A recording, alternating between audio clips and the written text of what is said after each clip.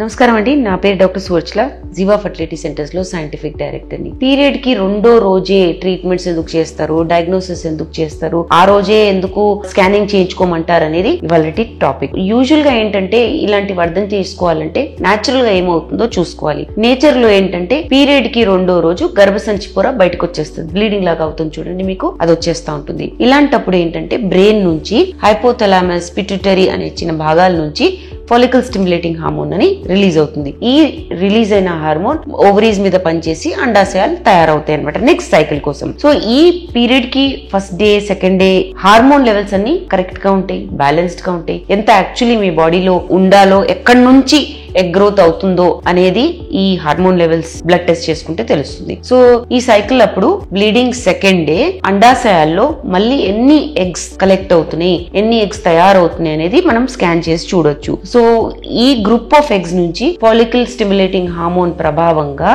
అన్ని తయారైన ఒకటే రిలీజ్ అవుతుంది. ఒకటే ఎగ్ డామినెంట్ అయి పవర్ఫుల్ అయి మొత్తం FSH తీసుకొని అది రిలీజ్ అవుతుంది అనమాట. అది రిలీజ్ అవ్వడానికి కానీ ల్యూటనైజింగ్ హార్మోన్ అనేది ఎక్కువ ఉండాలి. సో ఈ స్టేజ్ లో డే 2, డే 3 స్టేజ్ లో ఇవి కరెక్ట్ గా ఉన్నాయా లేదా అనేది బ్లడ్ టెస్ట్ చేసి కనుక్కుంటారు. సాధారణంగా ఏంటంటే టెస్ట్లు చాలా ఉంటాయి, పరీక్షలు. దాంట్లో బ్లడ్ టెస్ట్ ఒకటి. బ్లడ్ టెస్ట్ లో హార్మోన్ లెవెల్స్ ఏంటి కనుక్కుంటారు. Follicle stimulating hormone, luteinising hormone, oestrogen, progesterone, inhibin అనేవి కనుక్కుంటారు. కానీ ఈ డే 2 కి సంబంధం లేకపోయినా థైరాయిడ్ కనుక్కోవచ్చు, ప్రోలాక్టిన్ కనుక్కోవచ్చు, యాంటీ ములేరియన్ హార్మోన్ అని కనుక్కోవచ్చు, బ్లడ్ లెవెల్స్ బాగున్నాయా అనేది CBP చేసుకొని కనుక్కోవచ్చు. అలా డే 2 ప్రొఫైల్ అని టెస్ట్లు చేస్తారు. స్కానింగ్ చేశాక అండాశయాల్లో యాంట్రల్ ఫాలికల్ కౌంట్ ఎలా ఉంది చూస్తారు. యాంట్రల్ ఫాలికల్ కౌంట్ అంటే AFC అంటాము. గ్రూప్ ఆఫ్ ఎగ్స్, ఎన్ని గ్రూప్స్ తయారవుతున్నాయి, మీ ఏజ్ బట్టి ఈ గ్రూప్ ఆఫ్ ఎగ్స్ కరెక్ట్ ఉన్నాయా, 5 to 10 ఉన్నాయా, 5 to 20 ఉన్నాయా, 20 కన్నా ఎక్కువ ఉన్నాయా. ఇలా ఎక్కువ ఉన్న వాళ్ళకి PCOS ఉంటుంది.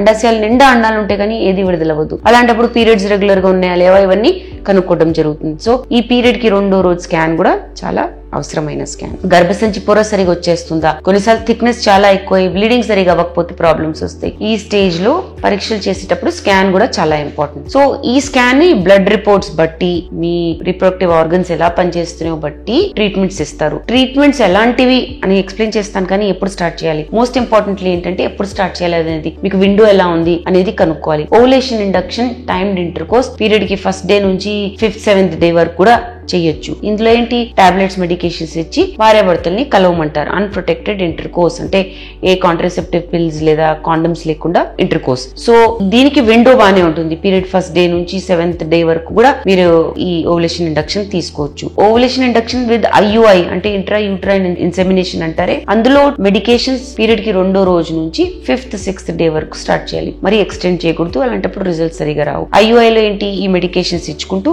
గ్రో అయ్యే ఎగ్ ని రిలీజ్ చేసి అది కూడా మళ్ళీ ఒక ఇంజెక్షన్ ద్వారా రిలీజ్ చేస్తారు. అది రిలీజ్ చేసినప్పుడు మీ భర్త కణాలు తీసుకొని దాన్ని ప్యూరిఫై చేసి గర్భసంచిలోకి వేస్తారు. దీంతో సక్సెస్ రేట్ అనేది పెరుగుతుంది. IVF కి వచ్చేసరికి ఖచ్చితంగా పీరియడ్ కి రెండో రోజన్నా మూడో రోజన్నా స్టార్ట్ చేయాలి. ఇలాంటప్పుడు ఏంటంటే బాడీలోని FSH కరెక్ట్ లెవెల్స్ లో ఉంటాయి. మనం బయట నుంచి ఇంకా FSH ఇంజెక్షన్స్ లాగా ఇస్తాం చూడండి, అవి ఇవి డోసేజ్ సరిపోయి మీ అండాశయాల్లో అండాలు పెరుగుతాయి. సో మరీ స్ట్రాంగ్ ఇవ్వకూడదు, మరీ తక్కువ ఇవ్వకూడదు. మీ FSH లెవెల్స్ బాగున్నప్పుడు ఎంత అనేది చూసుకొని ఇస్తే రిజల్ట్స్ అనేవి బాగుంటాయి. సో IVF కి వచ్చేసరికి డే 2 అన్నా డే 3 అన్నా అని గుర్తుపెట్టుకోండి. దాన్ని బట్టి success rate, quality of eggs, quality of embryos, finally implantation అంటే పిండం అతికే ఛాన్సెస్ కూడా ఎలా ఉన్నాయి అనేది కనుక్కోవచ్చు. సో ఇది ఇంపార్టెన్స్. డే 2 లేదా డే 3 కి ఎందుకు ఇన్వెస్టిగేషన్ చేయాలి అంటే పరీక్షలు చేయించుకోవాలి, ఎందుకు ట్రీట్మెంట్ చేయాలనేది చాలా ముఖ్యమైన విషయం. తెలుసుకుంటే మీరు ట్రీట్మెంట్ గురించి ఆలోచించవచ్చు. ఇంకా వివరాల కోసం తప్పకుండా జీవా ఫర్టిలిటీ సెంటర్స్ కి వచ్చేయండి. చాలా థ్యాంక్స్ అండి మా వీడియోస్ చూస్తున్నందుకు.